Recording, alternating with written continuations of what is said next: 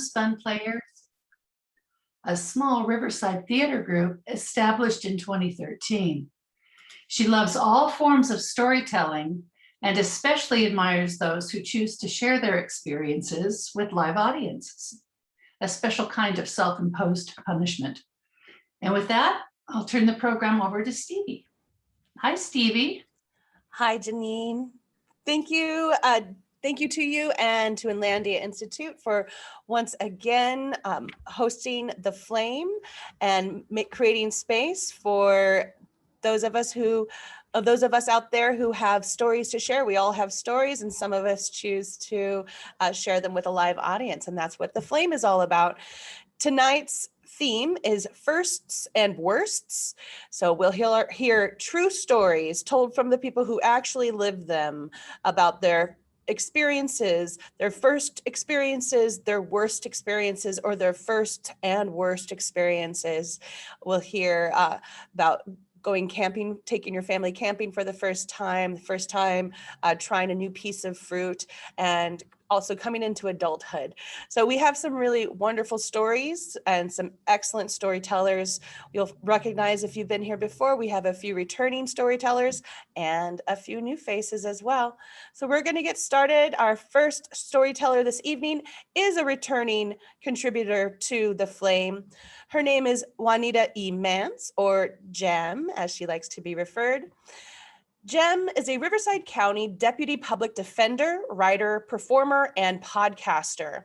She has a BA from UCR in English Lit and received her JD from USC Law. She is in the part-time online MFA Creative Writing program at the University of New Orleans. Juanita is an alumni of Vona and Maconda and serves on the board of directors for the Inlandia Institute. She has been published widely in journals and anthologies. She performed in the 2016 cast of Listen to Your Mother Burbank and at the UCR Punk Conference, AWP and Beyond Baroque. She produced and taught the ASA 2020 Freedom Course on combating mass incarceration. On her live video Life of Jem podcast, she interviews artists and writers. You can find everything on her author website, juanitaemance.com. Her hybrid memoir chapbook titled Portrait of a Deputy Public Defender, or How I Became a Punk Rock Lawyer, is being released by Bamboo Darts Press in August of this year. Welcome back, Juanita. Thank you. So this is my story. It's called My First Ink, and it's dedicated to my Wonder Twin. My first ink. I stopped at a tattoo parlor in Upland. I just hung out with my best friend having a drink after work, and I'm driving down Foothill Boulevard. I'd also just left Rhino Records. I feel free listening to a Strokes album. I'd seen this same tattoo parlor before, and I almost pass it and pull over very quickly and make a sharp right turn. The car behind me screeches to a stop, but I shrug my shoulders at the guy. I go into the parking lot of this tattoo parlor and I sit in my car and I put on Ziggy Stardust by David Bowie, the album. And I listen to the song Moon Age Daydream and sing along. I'm an alligator. I'm a mama papa coming for you.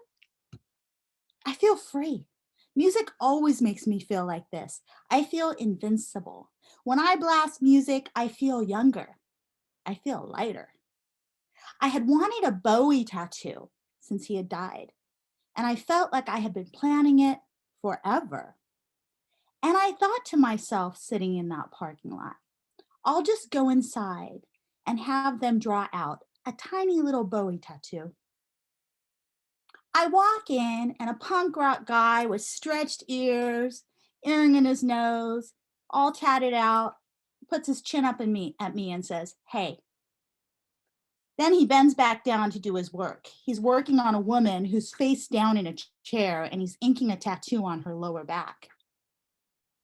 Another guy, a bigger guy, similarly sleeved, looks at me with kind eyes and says, "Hey, how can I help you?" I smile back at him, and his kindness is why I don't run out the door. It turns out his name is Billy. And I feel like a poser in my pink and black Bowie shirt, but I think to myself, well, at least I did my winged eyeliner this morning. And so I tell him in a trembly warble, I just want to get a Bowie tattoo, the lightning bolt from Aladdin Zane, the red and blue one.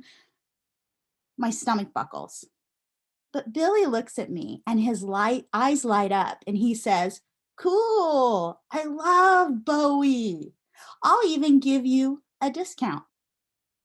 Discount, I say. Well, everyone knows the Mantz girls love discounts. And in fact, on our fourth date, my husband and I went to a fancy restaurant some 25 years ago. And when I brought out my blue entertainment booklet of coupons and told the waiter, I have a buy one, get one, my husband put his face in his hands. Now, back to the tattoo parlor. I tell Billy, okay, it's a deal. I show Billy pictures on my phone of the tattoo bowl I want, and I talk to him about the New York punk scene along with the other punk rock boy. We talk about Bowie, Iggy Pop, Lou Reed. We bond over our shared punk rock obsessions. And I relax into being me. Then Billy looks at me and says, you gonna do this today? Well, my stomach rumbles again and I say, I don't know. I chickened out before. I once was going to get a Betty Page tattoo on my thigh and I went to 6 Feet Under. They still have my Betty Page book. Well, Billy looks at me and he says, come on, do it today. I got a couple hours. I'll draw it out. It's not going to hurt. It just feels like a little scratch. Wanting to be a brave punk rock girl, I say, fuck it, let's do this.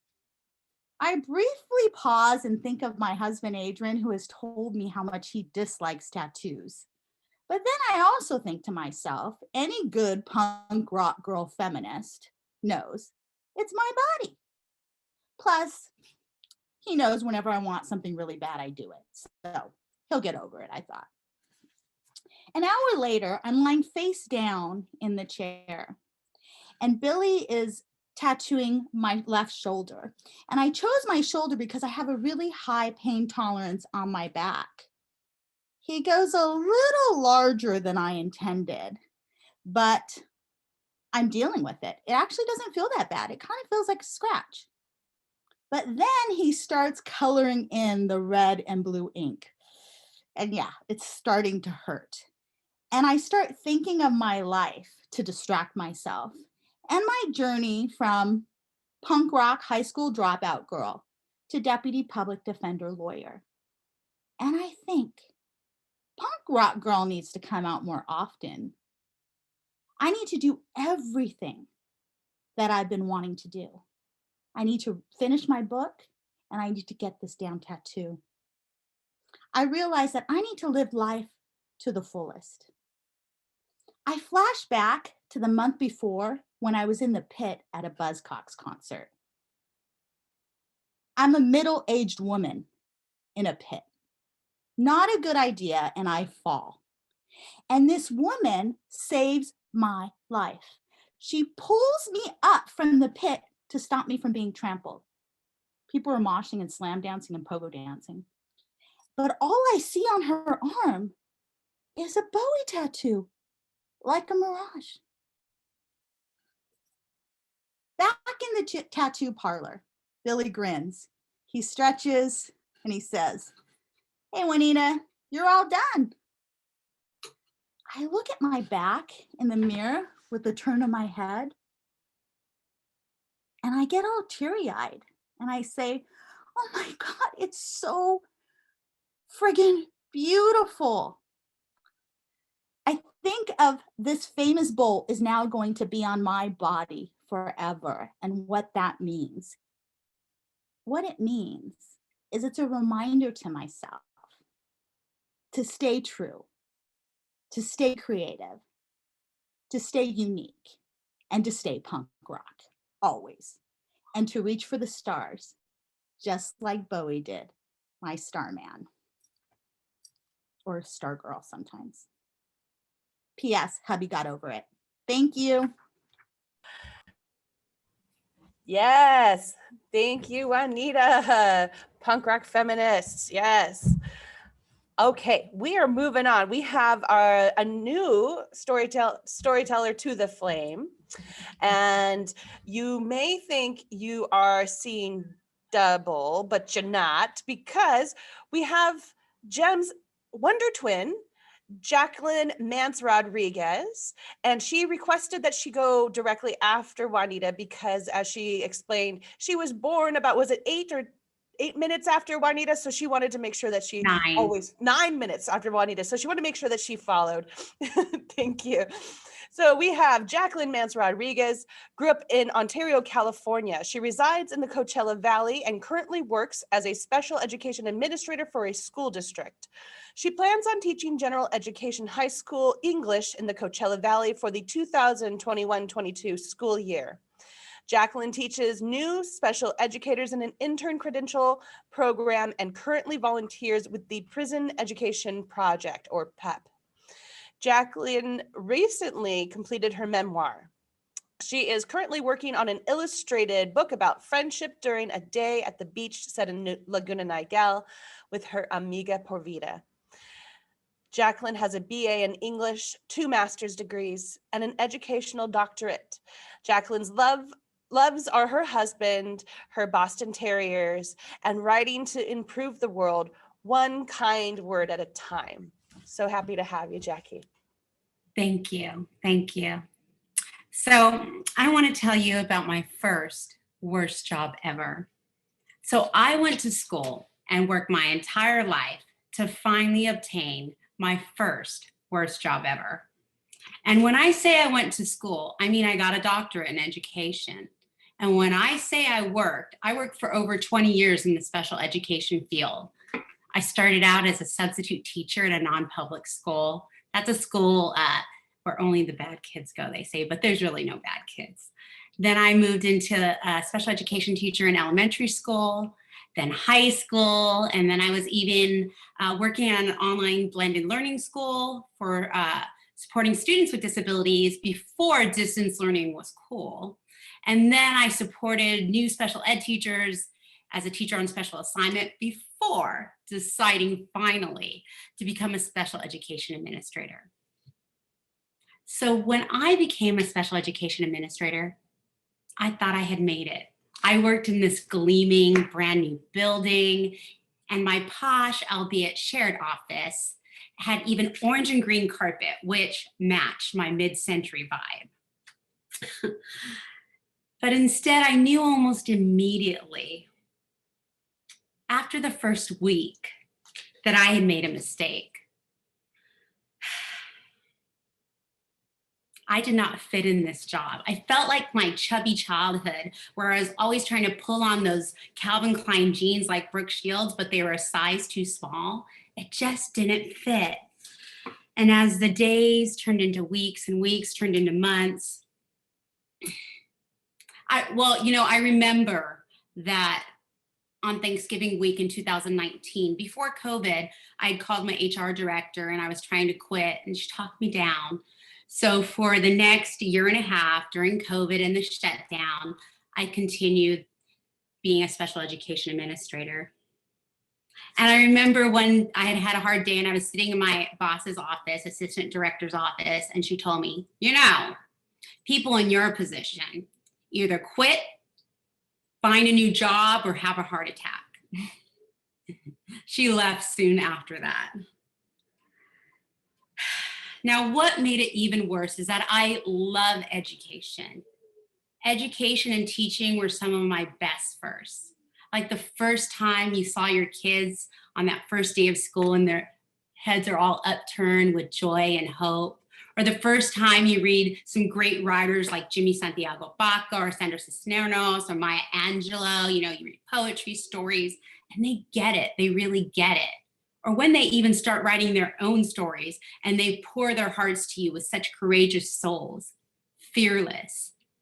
Teaching was never, ever my worst job ever, as there was always something to hold on to, some hope. There was always a new dawn. Back to that first worst job ever. I felt like I was in the Matrix, you know, that movie, The Matrix, with Neo and Morpheus, but there was no telephone to get me out. I was in that maze and I felt trapped. Maybe that's why after, you know, an incident, and I could tell you about the incident, but that's irrelevant. I finally said, fuck this shit. Have you ever been so clear in your mind that you need to do something, you need to make a change? And my mind was clear, but my hands were shaking. So I picked up my phone and I made a phone call. And then I picked up my phone again and I tried to make another phone call, but that person didn't answer. And that was typical. So I thought, you know, I could continue to work in a system that just did not fit me, or I could go back to teaching, where if I put all this heart and soul, all my passion into my classroom, I knew my kids would respond. They always did. It's pretty simple, because kids learn from someone they care about and who cares about them. So that night, I picked up my phone again because that person didn't answer. I took a deep breath, in and out. I took a deep breath of love in and I took a deep breath of love out. And I typed this text out and it went something like this. This is just a courtesy text. Okay, keep going, Jackie. To let you know, I requested to go back in the classroom next year. Have a good night. Okay. So that was Friday night, and I wanted to sleep all weekend, but I woke up at 4 a.m. in the morning on Saturday, and that's really my kind of thing. I wake up very early, but that morning I felt like Jerry Maguire. You know the movie, Help Me, Help You, or did you know the human head weighs 8 pounds? Or You Complete Me. Or no, it was You Had Me at Hello, actually. And I wasn't thinking of those, although I love those quotes. I was thinking of Jerry Maguire with that darn fish walking out the door saying, who's with me? That's what I was thinking about. And I just thought, you know, he wrote that manifesto to try to improve, because it's a true story, based on a true story. And he wrote that, it's not a manifesto. It's a, what is it? Anyway, he wrote this piece and he wanted to improve the sports agency world, right? To make relationships more important, just like I wanted to do in the special education world. So I just decided to write my own piece of writing. And I basically put down all the issues in special education and how the district could improve it if they so desired. And then I took a deep breath in and a deep breath out.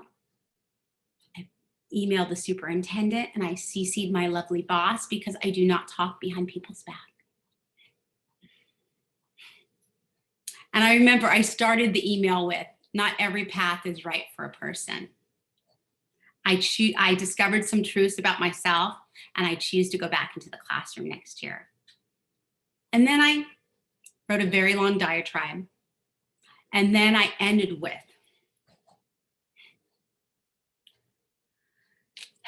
thank you for listening to my statement.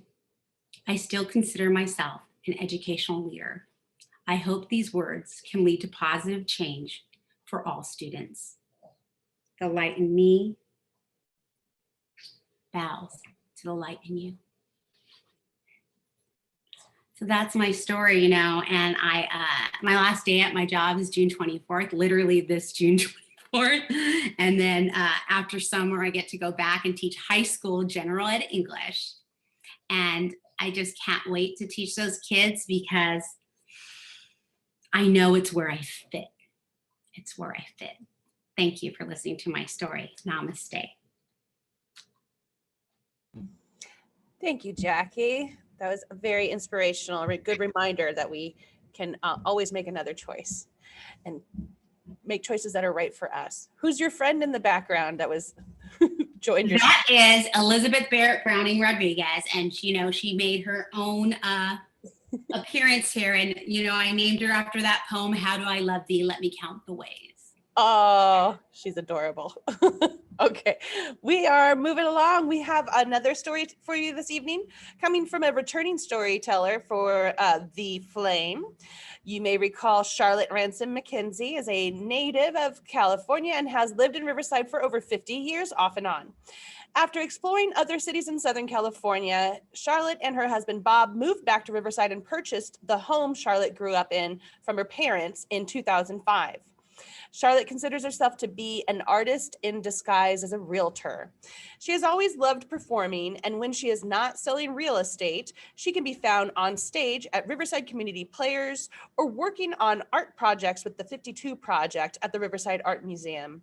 In fact, you can see her live at Riverside Community Players as she performs as part of their One Voice for Freedom Juneteenth event.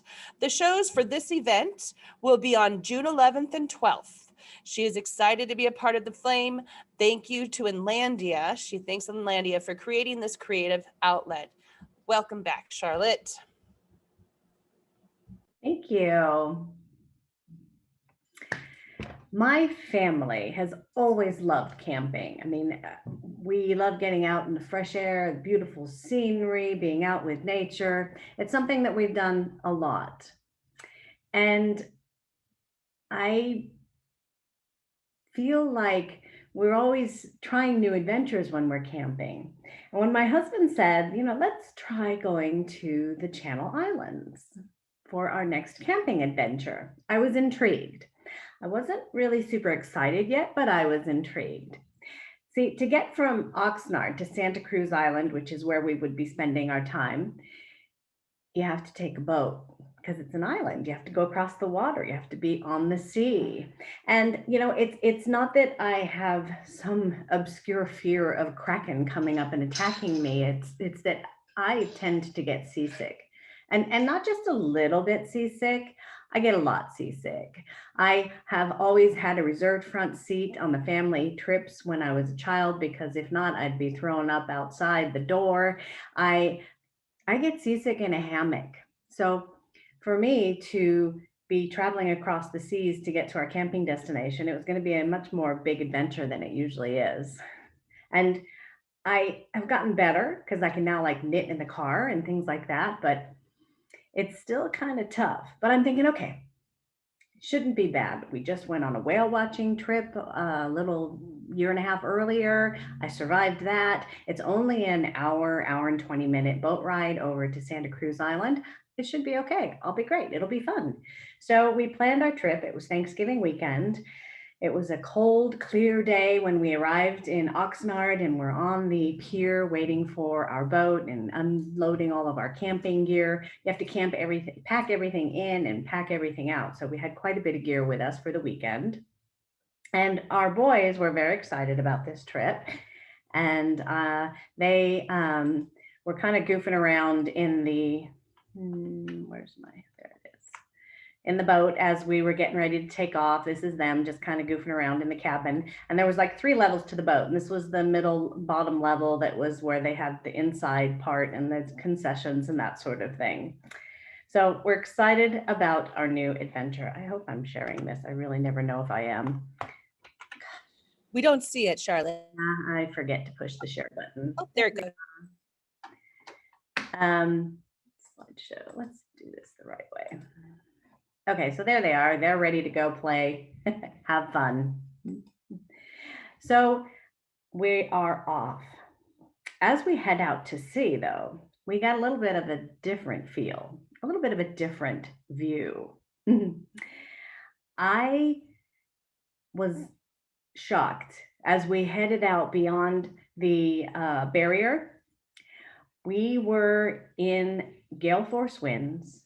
The waves were absolutely crazy. And let's see if I can get this to share. I don't ever know how to do this. Share. There. Is it sharing? All right. This was the view from the 3rd floor of the boat. Waves splashing over the top of the boat. The boat is rocking and rolling and turning and tumbling. The captain has to put it in full reverse to keep the entire front of the boat going underwater. We are not 10 minutes out at sea and I'm starting to get, it's not good. My husband was up on the top deck looking at everything, enjoying the ride, excited that the waves were splashing. It was quite an adventure for him, but I was not quite so excited. And he said, well, go downstairs, go to the head. You know, if you're going to be sick, you're going to be sick, just do it. And, okay, so I go downstairs. And if anybody's ever been to a head on a boat and you're seasick, it's not the best place to be because the head is probably the stinkiest, most suffocatingly stuffy place on the ship. You don't want to be there when you're about to throw up. And as I come out of the head thinking I don't want to be there if I'm going to throw up, I noticed that there's a lot more people on the boat running around with the same desperate look that I have because they're all about to throw up. And the crew's running around trying to batten down the hatches, and they're just telling everybody, go to the edge. That's where you go. It's the ocean, people, just throw up into the ocean. Okay, so I find my spot on the rail along with about 30, 40 other people who are lined up along the rail. I was towards the back of the boat, which may not have been the best decision, I discovered later. And that's how I spent. And it didn't just take an hour and a half. It took like 2 hours because we were going pretty slow because they had to put it in reverse to keep from going underwater. It was pretty crazy. And the worst thing was that the wind was blowing hard. And you know, when you're driving and you have a cup of coffee and you don't want it anymore, you roll down the window and you shoot it out the window if you're on the road and it splashes back and it hits the car. Well, imagine that. I'm at the back of the boat. There's a bunch of people thrown up in front of me and me. Guess what is splashing back and hitting me? Yeah, not pretty. By the time we got to shore, I was wiped. I had this pale white look to my face, and I had this cute little white turtleneck that I was wearing, and it wasn't cute, and it wasn't white anymore either. It was like a tie-dye of barf. And the worst part was, it was not all my barf. It was disgusting. I was exhausted, and all I wanted to do is get off this boat. And when you arrive, they have to give you a little orientation because it's a national park and there are rules that you have to follow. And all I'm thinking the whole time is, I just want to get this shirt off. I just want to get out of these.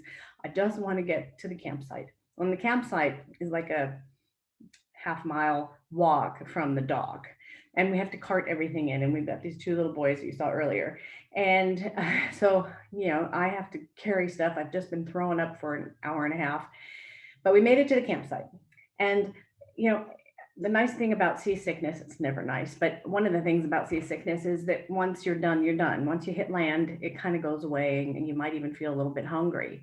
My first thing that I did when we got to the campsite was run to the bathroom, take off that shirt and throw it away. I never wanted to see it again. So then we had to set up our camp, which was a bit challenging because there were 70-mile-an-hour winds on the island. The wind did not stop when we got to shore. So we got the camp set up as best we could. We decided to go take a hike because there's these bluffs up above the campsite that look like they might be kind of fun. So we headed up there, and actually we did have some fun. Oh, I don't want to do that. Actually, we did have some fun. We went up to the, let's see if I can find it. We went up to the cliffs, and literally we could lie down and lean into the wind and it would hold us up. This is us. We went up for the sunset views and we were just blowing in the wind, literally. It was crazy. The sunset was absolutely gorgeous. This was a calming thing for us. And it was kind of fun. So then we come back down and we're going to sleep, and the wind is still gale force winds. And I felt so bad for my 2 sons because they were in the little Target tent that we'd gotten for them at Target. And it wasn't really built to survive these kinds of winds. And so the whole night is going. I'm like, oh my God, my kids are getting beat up by their tent. Meanwhile, my husband and I are in our tent, which is a little better. It was REI, so it was a little more upgraded, but it has all these zippers, and all the zippers are going all night long. And then you'd wake up in the middle of the night and you just feel grimy because the dust is blowing and you can't open your eyes, because if you open your eyes, you have a pile of dirt going inside your eyes. This was our first night for our first camping trip, our first trip to Santa Cruz Island. The next morning, it was still pretty windy, but we actually managed to go on a nice little hike. We were able to see maybe some of the sights of the island, which is really a beautiful ecosystem all on its own. And I think we saw some tide pools. You could see really cool sea fish there.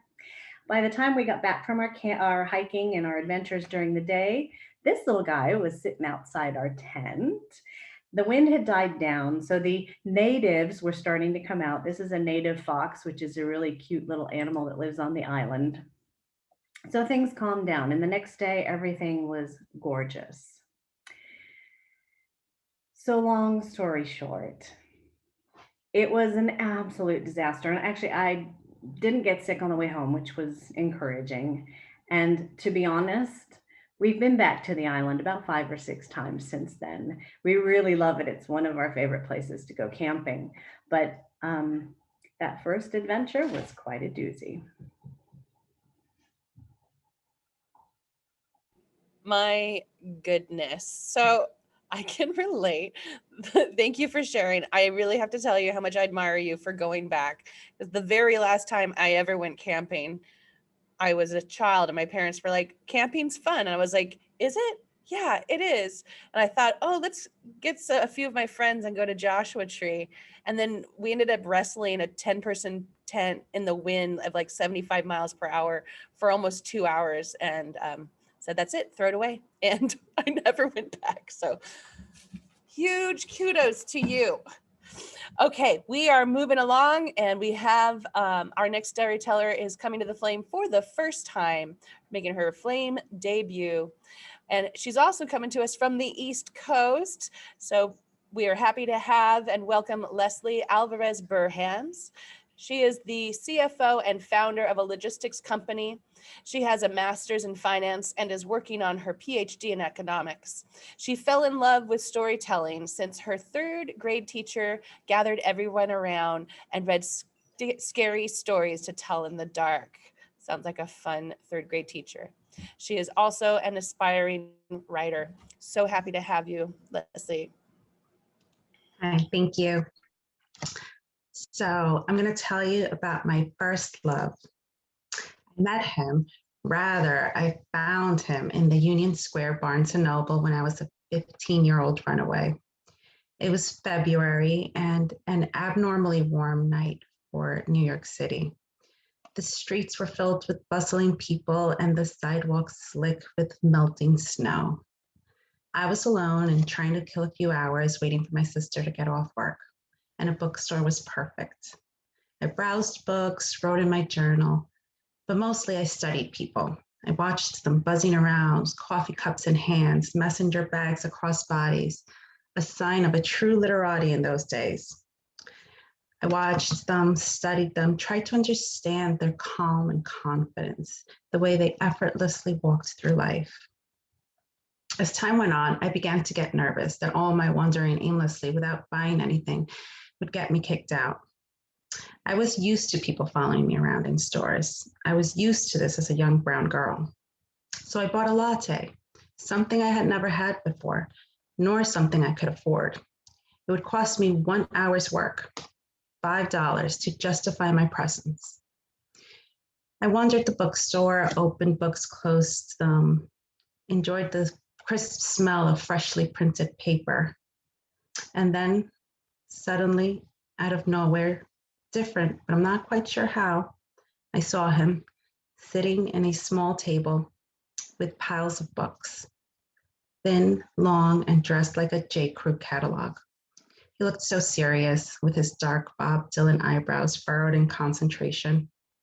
His New Balance clad feet splayed out in front of him, unashamed of his existence, relaxed, taking up space.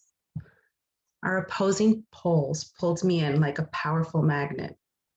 It felt like provenance pushing me towards him, something strong and immutable. I barely had time to pull a book from the nearby shelf to use as my prop, a book on letting go of your past. The fates were so spot on that night. I asked if the seat was taken, and his eyes widened and he smiled. And when he looked into my eyes, I knew why the universe had brought us together. It felt as though this whole time we were waiting to find each other, and finally we had. My heart pounded and my hands began to sweat. We chatted aimlessly for a couple of hours. He was a student at the nearby college. I was a dropout. He was from Brooklyn like me. but 21, not like me. He was just so normal and definitely not like me. But what I loved most of all was that when I spoke, he really listened. He bought me that book that night and wrote his number in it. And that's how it began. I was thinking of this when he walked in. My heart pounded, my hands began to sweat. He smiled that smile, looked into my eyes and held my hand. I watched his fingers play with my rings. That's for my 10th wedding anniversary, I pointed. I like it, he said. Yeah, me too, I said. Oh, that was wonderful. Thank you so much for sharing, Lesslie. Love that story. Part of the joy of doing the live storytelling events with Inlandia is that we do a couple of workshops. And so we get to, we have different stages of our workshops. And the first one is it's just a conceptual. And then the second one, we sort of present stories in the partway through the process, and then eventually go to presentation. And so it's really wonderful to see these stories and storytellers evolve. And so if ever it's something that you would like to participate in, I highly recommend it because it's very rewarding. I know that for some of us, it's especially if you're not used to being in front of an audience, and well, here we are still on Zoom, but there's a live audience out there. It can be very intimidating, but I promise you, it's rewarding. I'm speaking for everybody, but I promise you. Thank you, Lesslie. We're moving on, and we have another returning storyteller to the flame. Roland Hosh is a native of York, Pennsylvania. He has lived in Brazil, Germany, and Korea with responsibilities ranging from missionary work to an English teacher. He was active in sports in college as well as the theater. He played football, was on the swim team, and did several productions with the York College Players. He graduated with a BA in Humanities from York College of Pennsylvania and a master's degree from National University in the teaching of reading.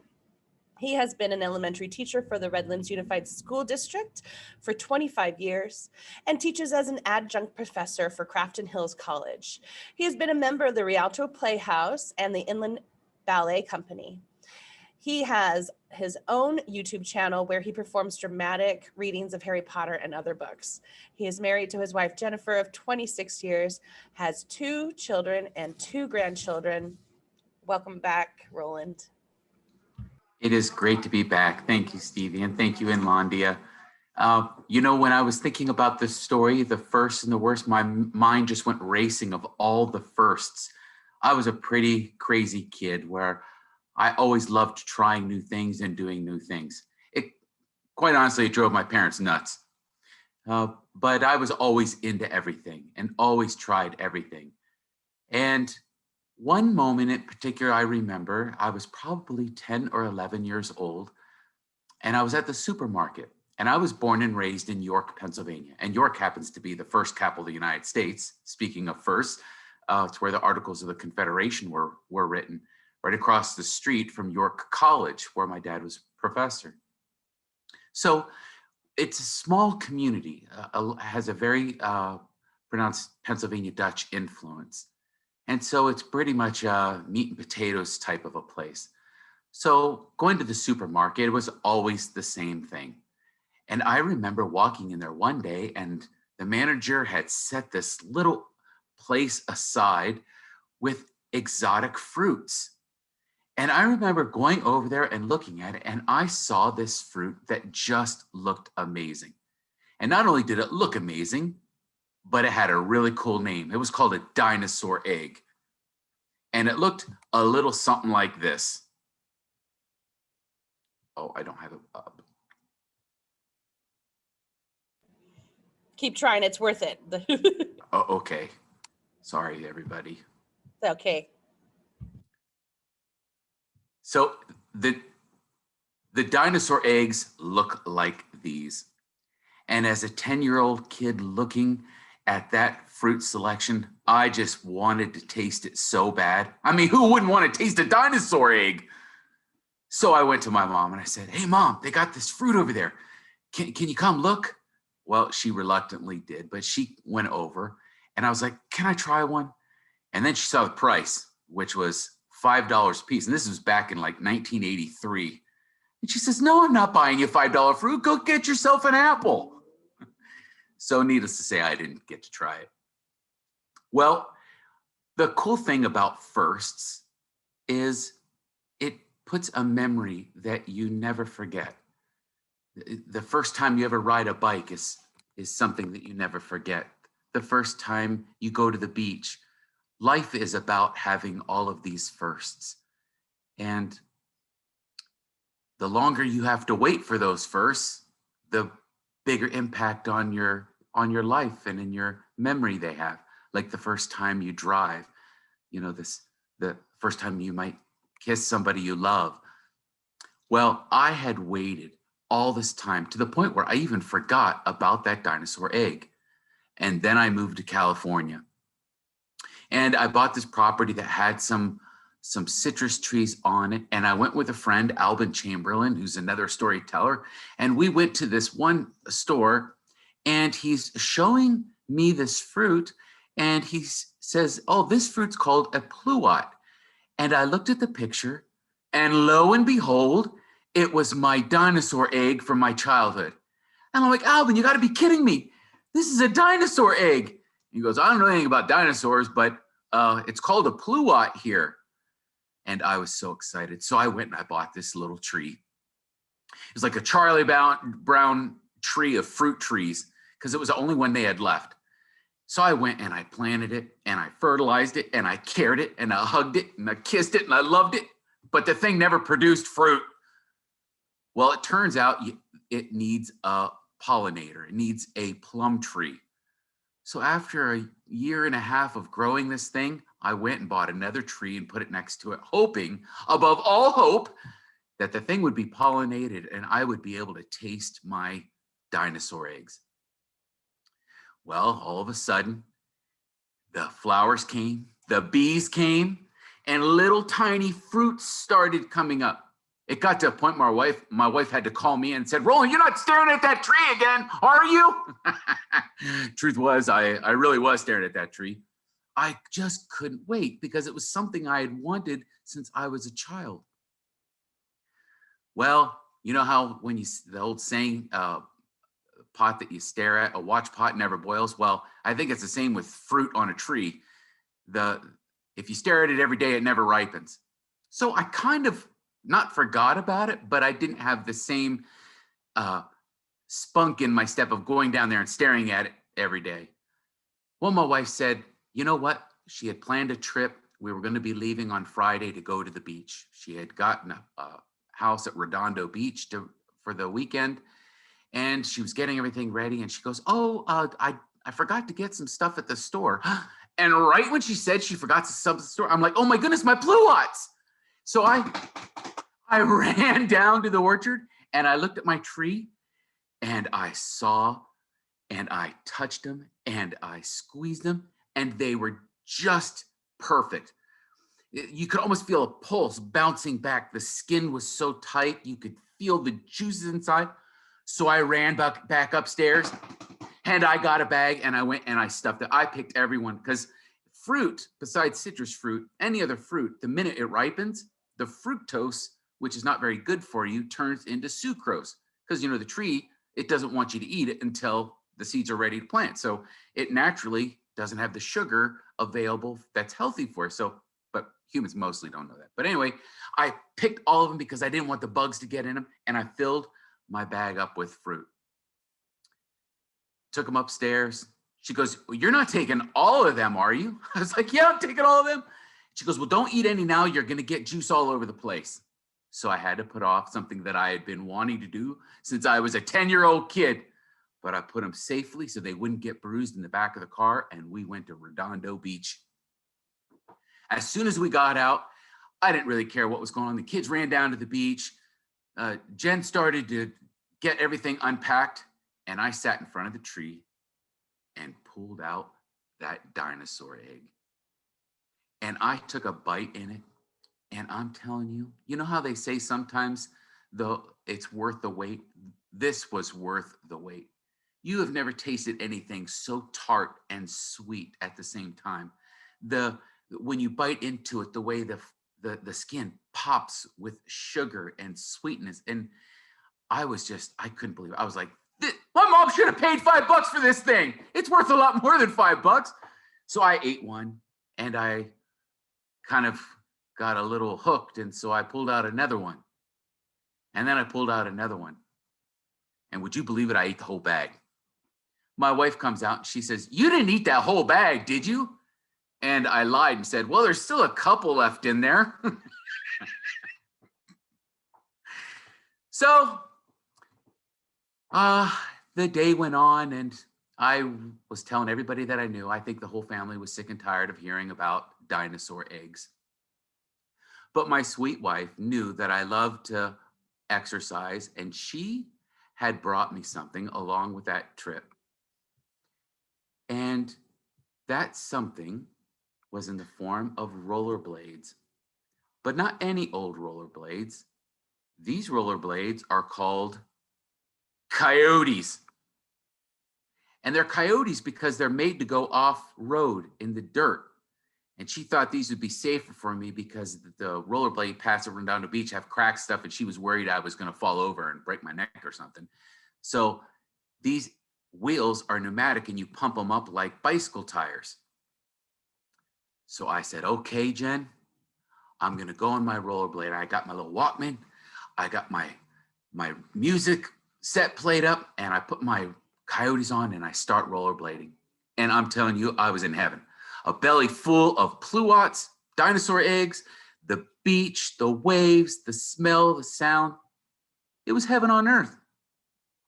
And I'm rollerblading and just thinking about how lucky I am. It's pretty amazing to be able to have all these firsts. And then all of a sudden, my stomach went bloop, bloop, bloop, bloop. I was like, "Uh-oh, what was that?" I thought, "Oh, I'll just put it off. I'll wait till I go to the end of the boardwalk and turn around." But 5 minutes later, instead of just a bloop, bloop, bloop, there was a sharp pain in my stomach. And I knew it was time to turn around. So I turned around and I start rollerblading, but less than a minute later, all of a sudden now the pain and the gurgling started and it didn't stop right away.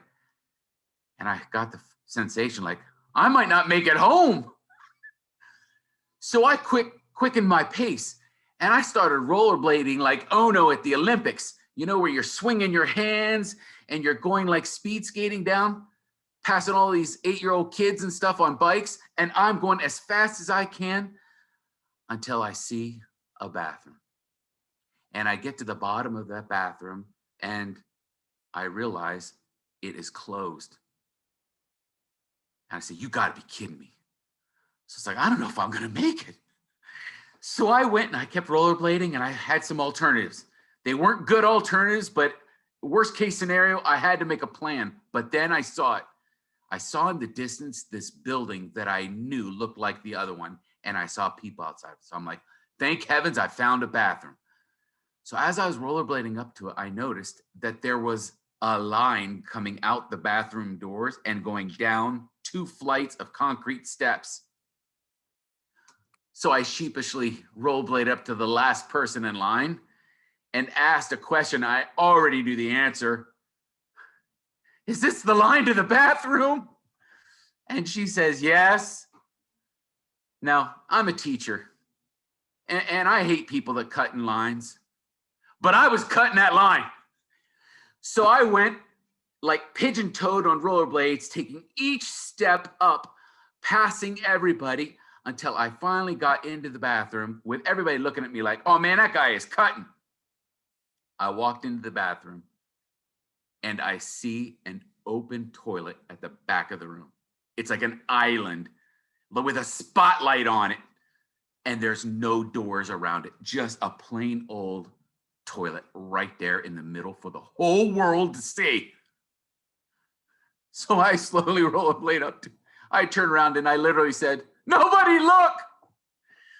Now, I'm not going to get into details because I know there's people listening that have heart conditions and stuff. But let me just say, I feel sorry for the janitor the next day when he came in because I know he had to quit. He wasn't going to do a remodeling job. Well, I made it home, walked it into the door, and Mrs. Hosch, my wife, looked at me and smiled and said, "Did you have a nice rollerblading time?" And I said, "Yes, I did." And that was the first time I was able to taste those delicious pluots and ride my Coyote rollerblades. And unfortunately, it had to be one of the worst experiences of my life. Thank you for listening. Thank you, Roland. You're very brave. Have you had a pluot since? You know, I think I cursed the pluot with my anger because it got some sort of a disease and died a couple months after that. And I've never had one afterwards. Oh, no. Well, I, as a fellow former rollerblader and skater, and I would be at the rink almost every weekend in junior high, and I could skate backwards, I could shoot the duck, I could win a limbo game. But you know what you can't do in roller skates is walk upstairs. When you told that part of the story, I became very concerned for you. Glad you made it okay and you survived to tell the story. We have just a couple of more stories for everyone this evening. Our next storyteller is a returning storyteller. You may recall Alvin Chamberlain, who was born in San Bernardino, attended San Bernardino Valley College, and graduated with a BA in Travel and Tourism Management from BYU in Hawaii. He has an MBA degree from the American Graduate School in Glendale, Arizona. He's served as a supply officer in the U.S. Navy Reserve, a federal bank examiner in the FDIC, and a retirement counselor with a large insurance company. He holds 3 teaching credentials and has taught for over a decade in secondary schools in the Inland Empire. Welcome back, Al. Thank you for listening to my story. Aloha. I'd like to take you in a time machine all the way back to the summer of 1975. I just graduated from San Bernardino Valley College, a community college here in the Inland Empire. And I wanted to transfer to California State University, Humboldt, which is up in Arcata, California. My parents, however, had different ideas. They were very opposed to me going there. They said there's just too many long-haired hippie tree huggers and pot smokers on that campus. They didn't realize I was also a hippie tree hugger. But then I met a young man about my age named, his name was John Green. He was from Australia, and he had gone to Brigham Young University over in Hawaii, was planning on returning there to graduate. He gave me a catalog and encouraged me to apply there. So I sent off for an application, and on the application, I wrote down that I was going to major in tropical agriculture. My associate degree was in ecology and botany, and I was interested in agriculture. So I sent my application off, and I kind of forgot that I'd even applied there. 4 weeks later, I got a fat envelope in the mail from the registrar saying I was accepted. I was dumbstruck because I'd never thought I'd be accepted over there. I thought that campus was only for the students from the Pacific Islands and the Asian countries. So there I was, accepted to go to a college on the North Shore of Oahu. I worked my butt off that summer driving a food truck, but I didn't make enough money to be able to afford the room and board. So I called up the registrar over there and I said, can you defer my enrollment until December? Because I don't have enough money to pay for the room and board. He said, no worry, just come on over. I will give you an interest-free loan. Just have to get a job and pay it back. And so I bought a one-way ticket to fly to Honolulu. Everything I owned in one suitcase. Didn't know a single soul on the island. Didn't know anything about the campus I was going to, other than it was on the North Shore and close to some of the best surfing beaches in the world. I also knew they had a little over 3,000 students from every continent. So I get on campus, and within 3 days, I am employed as a custodian, working for the minimum wage of $2.10 an hour and paying 70% of my earnings back to the campus for my loan. There's a major culture shocks, one after the other, hit me as a self-described desert rat, now living on a tropical island that was so small you could drive around in 5 hours. First off campus, I had to adjust to the culture of the locals and the local dialect of Pidgin English. On campus, I was living, working, and studying with students from 30 different countries and cultures. Just in my unit of the dorm alone, there were 6 of us guys from 6 different locations and cultures around the world. So there was a lot of adjustments to be made. There were some major firsts in my life right away. I met a young lady on campus and she became my first serious girlfriend. Almost right away, we started talking about getting married. Her name was Aukenesi Blake or Agnes Blake. She said her grandfather had been an English sailor who had come to her island in Tonga and fell in love with a local woman. He decided to jump ship and start a family. He had a large family by the time he passed away. One of his sons, her father, had 13 children of his own. I scraped together $20 that first semester and bought me a longboard that had been floating around the North Shore since the time I was born. I also plunked down $50 to pay for surf lessons at the local beach that were taught by one of the staff members. That was a very interesting experience. I could write a book just about the experience of learning to surf. After I learned how to get up on a surfboard and to stay on a wave without getting totally destroyed, I scraped together $300 to buy a beater, rusty surfmobile. It was a white Chevy town and country station wagon. So old that when you slammed the door, a pound of rust would fall off. I was very proud of that surf car because it would hold a lot of surfboards and I could get all my friends to go with me to the North Shore beaches so we could get worked by the monster waves. Eventually, I bought some aluminum tape that had adhesive backing and put over the rust holes, sanded it down and painted it with spray paint. It looked totally ridiculous, but I was still proud of that car because it represented mobility. It didn't have a fuel gauge. It didn't have a speedometer. So you had to guesstimate how many miles an hour you were driving and how much gas was left in the gas tank. I always carried an extra can, a gallon can in the trunk just for emergencies. Now you can imagine my first Christmas in Hawaii was very strange. I couldn't afford to go back to the mainland, to California, and I couldn't even afford gifts for my new friends. So I wanted to get a Christmas tree, but I couldn't go up in the mountains and cut down one of the little Norfolk Island pines because after all, I was a hippie tree hugger and I couldn't bring myself to cut down a little tree. So we each put a $1 in the pot and I went off campus and found a guy that sold coconut palm trees in 5-gallon buckets. And I bought a palm tree, took it back to our dorm. We decorated the bucket and the fronds of the palm tree. For Christmas gifts, we each bought a Christmas card and along with a candy bar, that person's favorite candy bar from the campus bookstore. Now, there's a lot of major personality changes that took place after I became accustomed to the island life. My experiences and adventures began to change how I thought about time and other things like that. I began saying things like, "Later's, brah," or "No hurry, no worry." I learned the local island Pidgin English and the surf vocabulary from the North Shore. I found myself saying things like, "Hey, brah, you like go surf over by sunset? I hear that the kind monster waves are just busting over there." And people would look at me and shake their head and say, "Oh, I thought this guy was from California."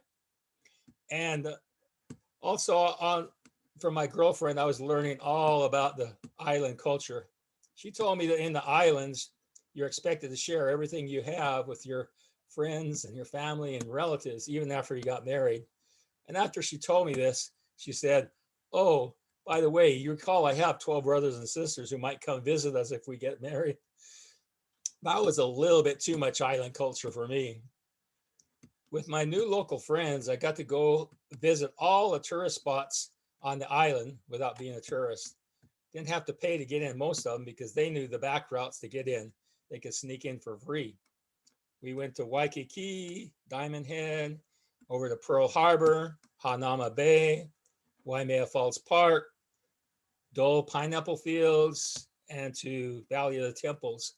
I also started visiting Sacred Falls down the highway from our campus, my favorite place for diving and skinny dipping. I became overcommitted. I found myself dangerously overcommitted on my time and energy. I was working 20 hours a week in order to pay back my loan. I was also running an organic garden in back of the campus. I was trying to keep my girlfriend happy, who was very demanding of my time. And in the rare moments when I could get off campus, I was hiking up to the waterfalls in the Ko'olau Mountains, snorkeling on the reef, or going with my friends to ride the monster waves on the North Shore beaches. This took a huge toll on my academic life.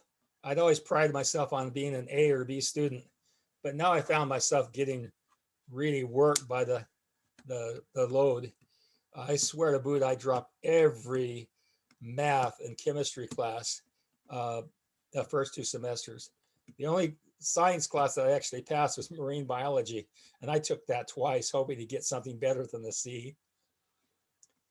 Now, I was constantly, all these activities that I was doing had me constantly running around, and of course I was constantly fatigued, but still I was happy. I learned to be happy while being constantly broke in paradise. I learned how to live with $2 of gas money and $6 of discretionary expense money for 2 weeks. I learned to appreciate the rare opportunities to visit Honolulu, to visit the malls in Honolulu and Waikiki in order to shop, sightsee, or catch a first run movie. And after a week of eating the bland food on campus, a meal at McDonald's or Patty's Chinese Kitchen in the Ala Moana Mall tasted so damn good. I wrote a poem about my experiences and learning to adjust to Hawaii in Pidgin English. I don't have time to read it to you right now, but if you'd like to get a copy to read, you can just send me an email at ajchamberlain@msn.com. That's CHAMBERLAIN. Aloha nui.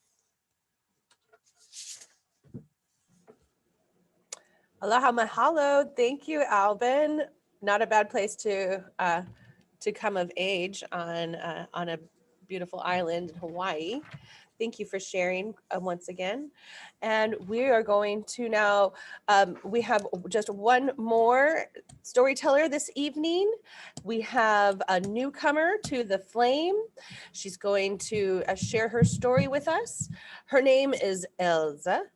Elza has lived many lives, but her memory is fuzzy on anything before she came to live with her caregiver and handler, Nicole Cloeren. Although this is her first time on the Flame, she does enjoy spinning yarns and generally enjoys the company of an audience. When not entertaining others, she likes to sleep, lounge, and sip wine outside. She very confidently challenges anyone to a staring contest. As German-American writer Charles Bukowski said, there are times when those eyes inside your brain stare back at you. Welcome, Elza. Happy to have you. Oh, that was such a nice introduction. I just unmute my.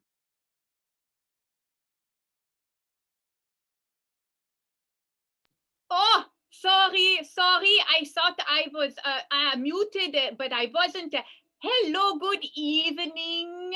Thank you so much for being here. So many good stories. Yeah, so my name is Else. Some people have a little trouble with my name, so I spell it for you. E-L-S-E, like else. I think you see, I am just like everybody else. Yeah, so that's my name, Else. Excuse me a minute. Better. Okay, so now I tell you a story. Yeah, so it was 4 years ago where I had my first open mic experience. Yeah, in my handler too. And you see, we were not very prepared. We did not plan to go to the event, but they had a cancellation. So it's supposed to be like some big shot musician at the door, like in the entranceway. Oh, this is at the very, very wonderful Calfa Center for the Arts in Riverside, downtown, very nice location. And so they had some big shot musician planned there to play when the people come in, and he had to cancel. Oh, so they go from big shot musician, they look, they find little short puppeteer. Yeah, they ask my handler, Nicole, could you please come bring some puppets? Well, she did, but so last minute, we're just supposed to be window dressing, like eye candy. Perhaps you've been to the Calva Center. There's a beautiful window before you go into the little theater. And so myself and some of my friends, we sit there. We bring this chair, I think. And yeah, we sit on the chair and I get to drink some wine. I think I have some tea now. Sorry. Yeah, so it is a very, very easy kind of job. But then my handler, she gets all like inspired. Yeah, like she hears this spoken word poet, and I think, let me think her name, Rachel Walker. Yeah, that's her name, Rachel Walker. She told this beautiful, beautiful poem. It had great rhythm, and it was very inspirational, really. But so Nicole, she gets all inspired, like, oh, she has to go up to the microphone. But that was not in the plan. No. The plan was to sit and look pretty in the window. So she decides she go up. So she's looking at all of us. Which one should she pick? And she picks me to go up. I think, why does she pick me? There's a much more attractive, younger lady sitting there with me. Some are very sexy. They have these little tassels on their nipples. I call them titty tassels. Yeah, they look very sexy, but no, she chooses me. But fine, I'm an old lady. I don't get nervous anymore. I always have something to say. So okay, fine, Nicole. I go up to the open mic. We do a little shtick. It's no problem. But you know what? She was so nervous. Her teeth were chattering. I have so much to say, but it's very frustrating to have so much to say, but your handler is all nervous and shaking, and her teeth are chattering. It's very hard to get out a word with that. So I say, relax, take a deep breath in and out, and in and out. Okay, she calmed down. We go up to the open mic, yeah. And I say, okay, Nicole, we did not prepare anything. It's okay. We piggyback on something someone else talk about. So right before, there was this amazing beatboxer. His name is Faz. Oh, he is so amazing. I do hope you get to hear him someday. He was even in a McDonald's commercial once. That's how good he is, yeah. So anyway, he goes, and I think, okay, we play with the audience now, yeah? And I say, hey, Faz, no, first wait, I say, hold on. I want to try to learn more about this hippity hoppity hip hop thing you keep talking about. So I do Zumba. So I say, okay, hold on. I get ready for some dancing, and I take off my skirt. I do it now just to show you what it was like. Yeah, I have a button here, and I just wiggle out. Just one moment, wiggle out. It's okay, really. It's I have my knickers on, so don't worry. But I just get it off. It's almost off. Oh, okay. Woof. Okay, see, these are my knickers. Yeah, you see, they're very nice. But I do my Zumba. A Zumba in them. But my Zumba friends tell me, Elsa, you're such old-fashioned knickers. You need something more fashionable. So guess what? I tell my friends now who are here on the panel, I go to the Amazon, not the jungle, they're on the computer, and I order some more better. You wait. And you can put in the chat. Oh, am I allowed to ask that? I don't know, Elsa. Anyway, I'm the last one to go. So if they shut me down, it's okay. Just hold on. Here come my pants. Okay, I have red pants. You like? Or I have exercise material blue pants with a little red flare on the side. Yeah. Wait, two more. These are kind of neat. These are like jeans, but they're like leggings. They're like jeggings, the people call them. And they're two-toned jeggings. Yeah, and finally, I have one more. What do you think of that? Is that better or what? Yeah, oh, bell-bottom jeggings. Yes, yes. So you tell me which ones I should keep because they're a little expensive to keep all 4 of them. So oh, where was I? Oh, yes, I was doing the hippity-hoppity. Oh, my goodness. Okay. So I get up. You, clean. Thank you. Okay. And I say, Faz, drop me a beat, man. And he does. And I say, okay, I got this. I got this. Oh, aha. He, hoo. I do da da. A ti. I get it da. I do the hip, the hop, the hippity hop, hop, the hippity hop. It's something like that. I know I'm totally butchering that song, but I think you hear it in your head, and now you just imagine it. Yeah, Elsa got moves, no? Yeah. Oh, my back is starting to bother me, so I sit down again. But I tell you, oh, I have to go back to the Zumba, getting out of shape. So I tell you, that day in front of the microphone, that was some experience. That was my first time in front of the audience, and that was my puppet handler's first time. And since then, you know, that experience, it was like I felt I had been reborn. I can't really even remember everything that happened before I came to this moment. But in that moment, I was Elsa.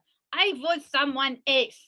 And I had arrived. And since that day, I have been to many different locations, the open mic, even the classroom, to talk to people about the importance of storytelling, like we do here, thank you, Alandia, and also about the importance of play. Yeah, play, very important for the little people, but very, very, very important for the big people too. Yeah. And there are many definitions of play. So I leave you tonight with this one quote, this one definition I find about play. Here it is. A move or series of moves calculated to arouse friendly feelings. I say it one more time. A move or series of moves calculated to arouse friendly feelings. Yeah. So I hope you have a good night. I hope you remember to play and to do your Zumba. And with that, I go and have my wine. Oh, wait, Nicole, you come here. You come here. Oh, thank you, Elsa. Thank you, everybody. Have a good night. Yeah, no, you go again. Okay, I'm gone. Oh, goodbye. See you again. I hope. Prost, zum Wohle, Feierabend. Tschüsschen. It's empty. We need to put something in there.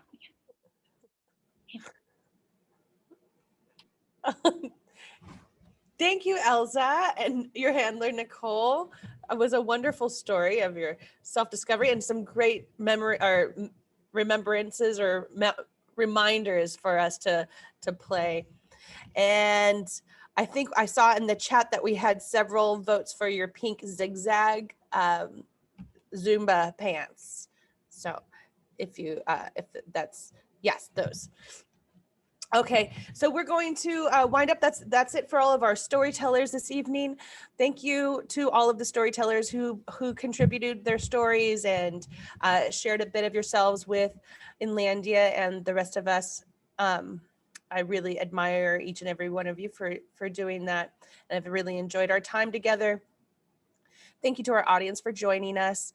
If you've been inspired to potentially share a story with a live audience, please keep on the lookout for some potential future announcements about when our next workshops and flame events will occur. We are going through a bit of a transition as all of us are, potentially being back in front of live audiences. We'll see. Also, I'm going to be taking a little bit of a hiatus because I'm starting going back to school and want to get involved in that. But we will be back. The Flame will be back eventually, sooner, hopefully than later. And I very much look forward to it. So you've got some time to build a little courage, and maybe, who knows, maybe we'll be in front and gathering together, vaxxed and safely in the same room. And that would be really lovely. I'm going to, with that, I'm going to toss it back over to Janine. Thank you, everyone. Thank you so much, Stevie, and to all our wonderful storytellers. And as Stevie said, we will be posting things on social media. You can also subscribe to our newsletter. We have an e-newsletter that goes out regularly, and information will be on the inlandiainstitute.org website as well. So just stay tuned and we will keep in touch about all that. Also, to let you know, coming up this Sunday, Inlandia will be presenting something called Broken Crayons Still Color.